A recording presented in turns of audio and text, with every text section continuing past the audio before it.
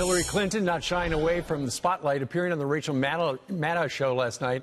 And as you may have suspected, she called out our president. Got to stop him before the midterms. Watch.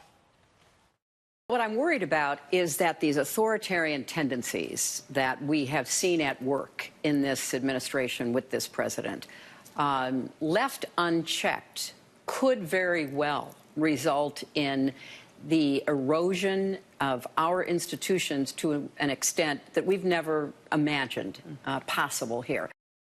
All right, she's back. And so is Tomi Lahren. She's going to weigh in on this, host of Fox Nation. Hey, Tomi, great to see you. Hi, guys. Boy, do I love seeing Hillary Clinton on television. It just makes me feel so much better about the midterms, about 2020. Keep bringing her on. I appreciate it. Tomi, try to be the interpreter here. When Hillary Clinton's talking about Donald Trump's authoritarian tendencies, what's she referring to?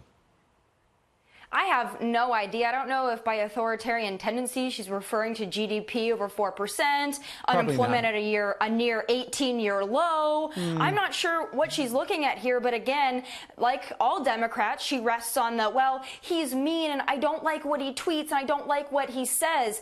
Listen, once Democrats understand that we didn't elect this president to be nice, we elected him to get stuff done, maybe they'll understand his appeal and his accomplishments. Until then, they're lost. Well, the whole key of appearing on television last night is to do her best to try to get the Republicans out of control of Congress. And here she is talking about how important this big November election is in another soundbite.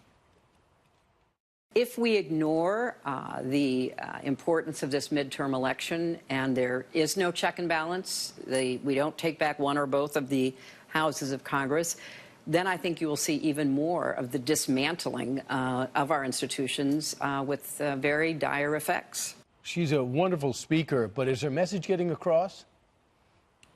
Well, they couldn't pick a worse messenger than Hillary Clinton. I don't know why the Democrats can't understand that at this point. But what infuriates me most is when she talks about President Trump dismantling our institutions, this coming from a woman and a party that routinely talks about abolishing ICE, that has no respect for law enforcement, border enforcement, national security, and she has the audacity to say President Trump is dismantling our institutions and traditions. Excuse me, Hillary, what are you watching?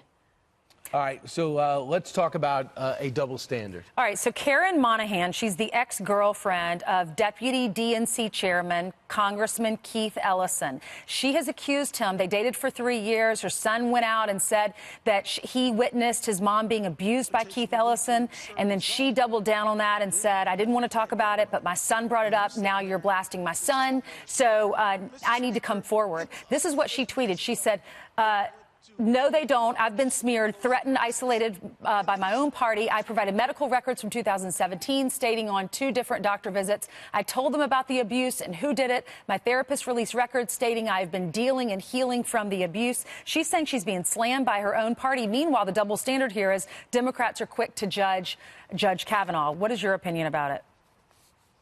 Well, the double standard is the only standard of the left, but I have to tell you guys, whether it's Republicans, Democrats, Independents, I don't care. I am so sick and tired of sexual assault and abuse being used as a political football and being politicized. We've come to this point where we're trying to overcorrect with the Me Too movement, and we're taking accusations as truth, as gospel. I think that that's unfair on both sides of the aisle, but we are seeing with the Democrats, they are rushing to disparage and belittle Judge Kavanaugh, meanwhile ignoring so many issues within their own party. Quite frankly, I think the American people are tired of it on both sides of the aisle, but especially the double standard. Yeah, but I think that there's a huge difference between a couple of years ago and 36 years ago, between physical evidence and reports and someone speculating around what time and what year and what summer something happened. I think this is a huge story.